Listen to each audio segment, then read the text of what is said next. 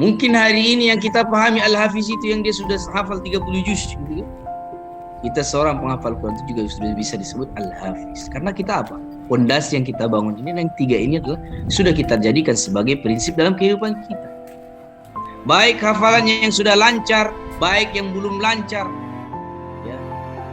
Baik ia yang baru memulai, baik yang dia sudah pertengahan, baik yang dia sudah hampir selesai, maka sebaliknya satu saja dari rukun ini yang harus dia tanamkan, maka tentunya di sini kalaulah rukun ini tidak ada, satu rukun saja tidak dilaksanakan, maka di sini menghafalnya juga akan hilang, hafalannya akan hilang, gelarnya juga akan terangkat. Tetapi kalau dia senantiasa menjaganya, maka dia dia tidak senantiasa menjaganya, maka dia tidak pantas disebut sebagai penghafal Al-Quran ataupun sebagai Al-Hafiz. Karena ia tidak apa? Karena ia tidak berpegang teguh dengannya. Maka ya bunda bangkakan rahmat Allah Subhanahu wa taala, ini ya yang harus kita tanamkan, ya, yang harus kita pantaskan diri kita sekarang ini menjadi seorang penghafal Al-Quran. Ya.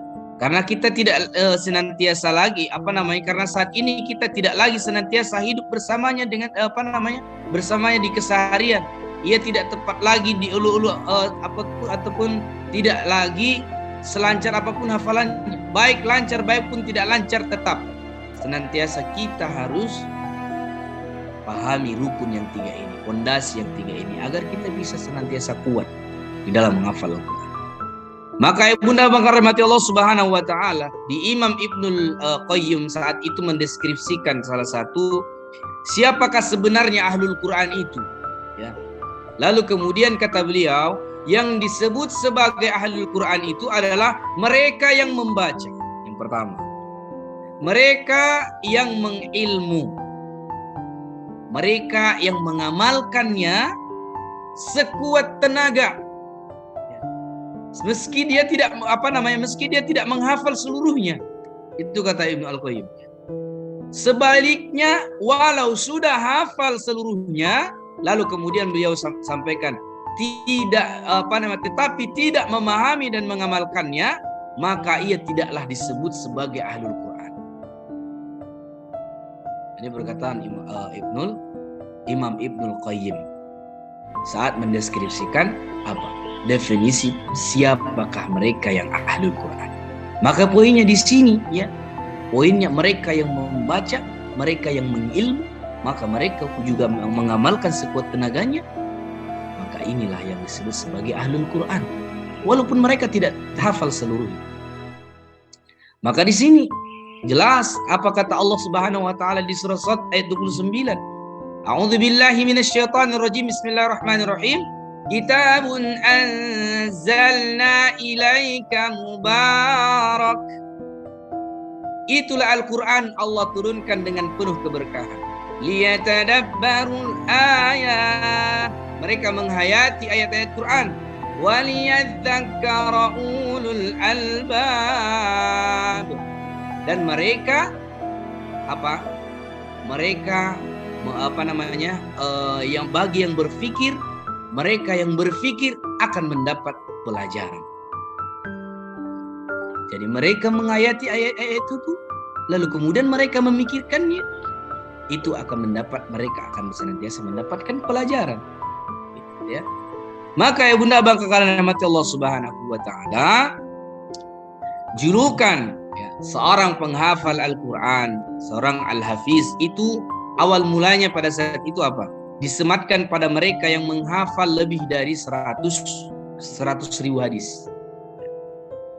Itu julukan itu dulu awal mulanya begitu. Lalu kemudian bukan pada mereka yang hanya hafal Al-Quran saja. Itu iring berjalannya waktu ya bunda bangsa Allah, karena manusia di akhir zaman ini, manusia di akhir zaman semakin lama semakin lemah hafalannya dan pemahamannya akan kitabullah dan sunnah Nabi Sallallahu Alaihi Wasallam.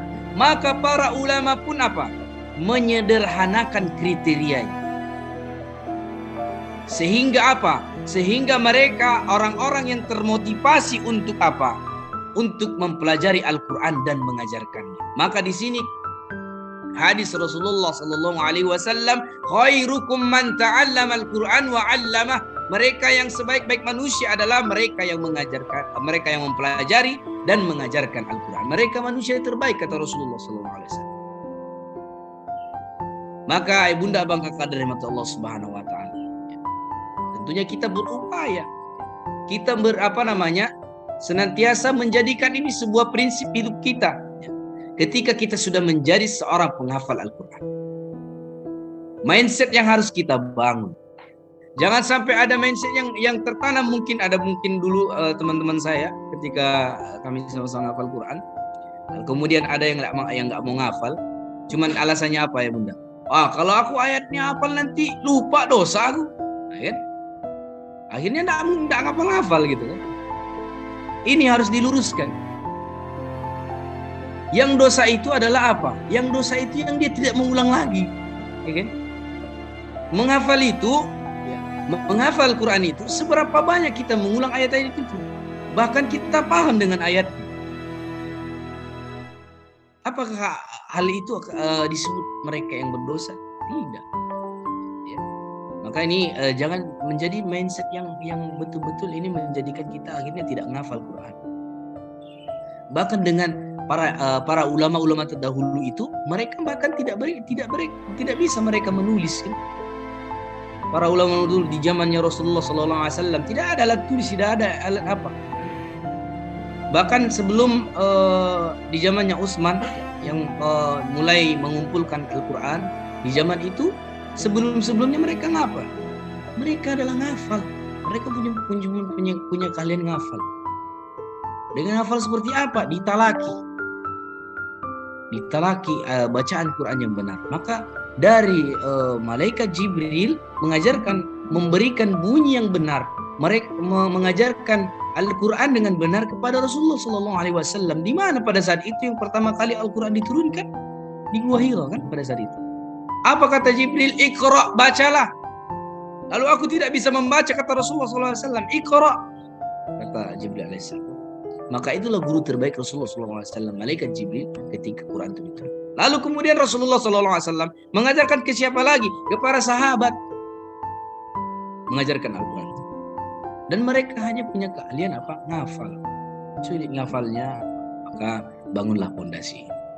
Bahwa satu ilmu itu juga terkadang, walaupun ingin memahaminya, kita juga harus harus hafal kan kalimatnya. Kalau nggak hafal, apa yang mau kita sampaikan? Maka 1 ayat, 2 ayat, 3 ayat, walaupun tidak hafal seluruhnya, kita sudah, kata Ibnu Qayyim, adalah seorang para ahli